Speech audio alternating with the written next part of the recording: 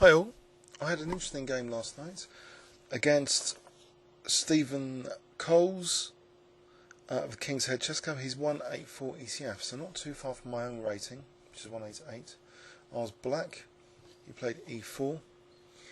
By the way, on the way there, it was at Euston and there was quite, buses going really quickly, so if you ever do play in London, try and make sure you don't get run over on the way to the match. Anyway, so I'm lucky I didn't get run over, and I was also feeling pretty knackered actually during this game. I didn't have much sleep the night before. I've been working quite hard at Chessboard at the moment on this tabbed interface, which I hope you check out. If you play at chessboard.net, check out the tabs on the right.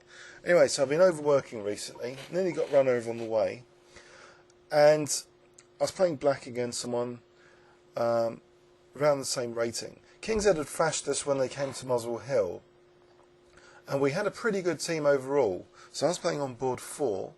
I played French defence. I've had good results with this. He played D3, and I prepared in the London Classic a system against D3 because there was a D3, an FM that was playing D3. I played D5, so I was quite confident with this opening. After knight Ngf3, I thought I'd play knight C6. So the idea of knight C6, if bishop C5, then white can maybe play D4, kick the bishop. So the idea of knight C6 is to be able to play bishop C5 next, and maybe even knight G4 if he's not careful, because F2 could be vulnerable if white's too slow to develop now. Can this happen? Say bishop here. Well, actually here white can castle, so this is not quite the position. I think white would have to waste another move for this to be a serious threat. Maybe it's actually sorry, pardon me. Maybe it's to do with this C3, and then see white's going to play D4 to block the bishop, but here takes, and now knight G4. I think this is the position where it's really quite embarrassing for F2. So this is a cheapo, of course. And let's just check this position with Rybka. This would be the end of white quite quickly if this happened. So white's trying to play for okay, this is bad. Knight D4 Rybka's giving. So takes in this position. Knight takes F2. So what's going on here? Queen takes. Queen F2. So it could be a real disaster if white's not careful. So in this move order, let's just check this to make sure this is correct as well. So bishop C5, he could actually just play E5 here, and then maybe D4. White would be better.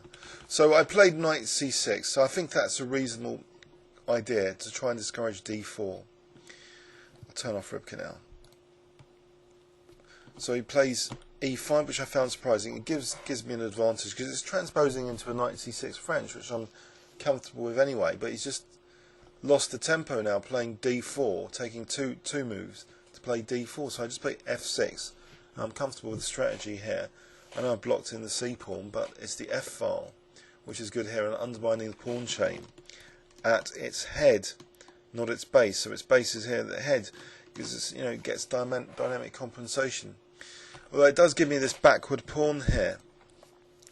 And I was a bit in a rush to liberate this backward pawn to play E5 too quickly, as we'll see soon. There's an interesting point about that even if white's threatening to get a huge knight on E5, sometimes it's still worth calculating other stuff. So knight B3, bishop D6, and I thought I was really comfortable here. Queen F7. I mean, I'm aware of tactical ideas like bishop D3, and if there's castles, this move now threatens the sneaky bishop takes H7 or knight G5. I mean, I'm aware of that sort of stuff, but actually he played Queen D2 here, and I thought maybe he's trying to castle queenside. So I thought I'd try and discourage that, and at the same time try and exploit this knight on B3. So I played A5, plays B5, bishop B5, and I carry on to play A4. It's got a slight problem though, because I'm rerouting his knight to the centre, knight C1 to D3. So he's going to be highlighting that E5 square. But I thought, hold on, if I dislodge this pawn from b2, this diagonal will be weakened, and the liberating move might gain a tempo. So that was my reasoning here, that I'll play a3 followed by e5. But, and there's a very big but here, you know, white's not in a great position to exploit the backward pawn at the moment. It's not a losing weakness. And Rybka's, you know, checking with Rybka, it's giving just castles, because there's a tactical vulnerability here. This bishop and this knight and the f file can be used after say knight d3, queen g6. Now if white routinely castles, then there's rook takes f3. So much for the backward, you know, e pawn. You don't need it sometimes. It's the f file which is generating tactics. So in this position, it's kind of difficult. If white has to play bishop c6 and castles, then rook f3. But here, you know, it's starting to be quite comfortable anyway with this idea. Even if, say, white castled queenside, I think maybe rook takes f3 here. Let's just check this position. Sorry, I had stored some notes earlier, but now I'm intrigued by other possibilities here. So the idea of just retaining, you know, the backward pawn for a bit longer. Yeah, I think rook takes f3 is strong here. It's a logical positional sack. So knight takes d4. So advantage for black here apparently. So say bishop takes. Say bishop takes is the easy one. It's just black's got a very good compensation and a strong centre here. This would be great, and I could still pile up on the f file, so I can bring my rook. This would be a very thematic positional sack. So in other words, yeah, by dissolving my backward pawn, I'm also kind of dissolving his d pawn, which ideally, you know, maybe I want to sack on f3 and win that d pawn with my knight. So there's something to bear in mind. So here, knight takes. It looked as though this was going to be good, but then I thought, well, this isn't that great, is it? Because the knight's rerouting, and he's going to have good central grip when he castles. And I kind of played another strange move now, which almost throws away all of my advantage in one go, which is rook a5. And he should have just taken on c6. Instead, he played what I felt, you know, was disrupting his knight coming to d3. He just played bishop d3. I know he probably didn't want to give up the bishop pair, but you know, with the knight coming to d3 and castles, you know, white's getting a very good grip on the dark squares. But anyway, so castles, and here I spot a combination to win a pawn. And I was getting quite excited here. So d4. And can you see that this rook is now activated on the fifth, on this row, on my fourth row, his fifth row. So there's a tactical liability, which if after c4, I'll give you a few seconds to see if you can spot. So what did I play here? I'll give you 5 seconds starting from now. Okay, bishop takes h2 check. So I snag the pawn. So king takes, queen h5 check. He played king move, and now rook takes g5, and I thought, this is a fun game. I've just justified my crazy looking rook a5 quite well.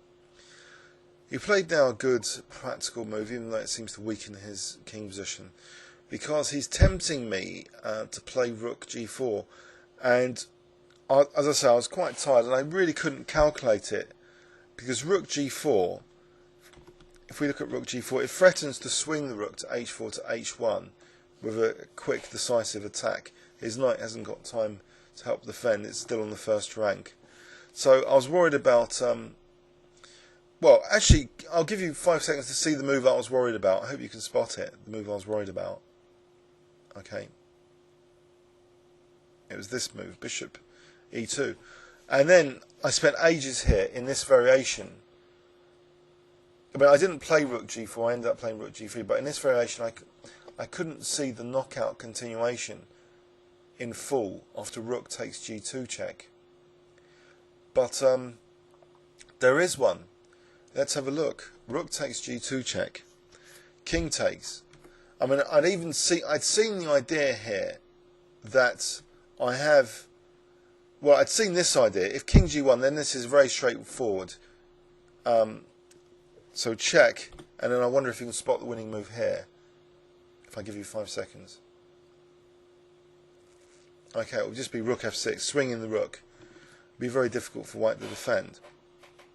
That's fine, but this is what I was worried about, this continuation with the king coming to f2. And I'd seen this idea of queen h4 check, stopping the king, you know, running away to the queen side. But in this position, it takes some calculations, you know, maybe to see the check here. Now, obviously, if the king goes to h2, that's straightforward. I can just win a rook if nothing else. If king h1, that's just to win a rook. If king g1, I just mate him. But the key thing is here that king f3